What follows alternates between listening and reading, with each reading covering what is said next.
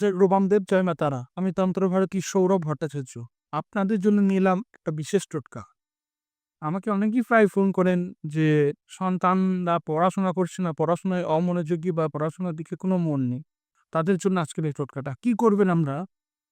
আপনার সন্তান যদি পড়াশোনায় অমনোযোগী হয়, তাহলে আপনার সন্তানের যে ব্যাগ বা যে পড়াশোনা করার জন্য যাবতীয় যে জিনিসগুলো থাকে, আমরা কেউ জ্যামিতি বক্স বলি, কেউ পেন্সিল বক্স বলি, ওখান থেকে যেকোনো একটি পেন বা একটি রুল, বা আপনার সন্তান যদি পেন্সিল বা চক ব্যবহার করে অর্থাৎ ছোট হয়, বাচ্চা হয়, সেক্ষেত্রে পেন্সিল বা চক নিন এবং সেইটিকে একটি লাল শালু কাপড়ে জড়ান।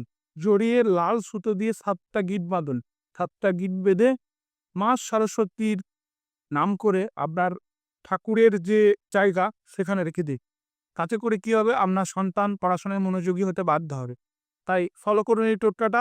আরও টিপস পেতে আমাকে ফলো রাখুন এবং যেকোনো ধরুন অ্যাস্ট্রোলজিক্যাল প্রবলেম, বাস্তু সমস্যার জন্য আমার সঙ্গে যোগাযোগ করুন। তো সবাই মিলে একসাথে একবার বলুন, জয় গুরু বামদেব, জয় মা তারা।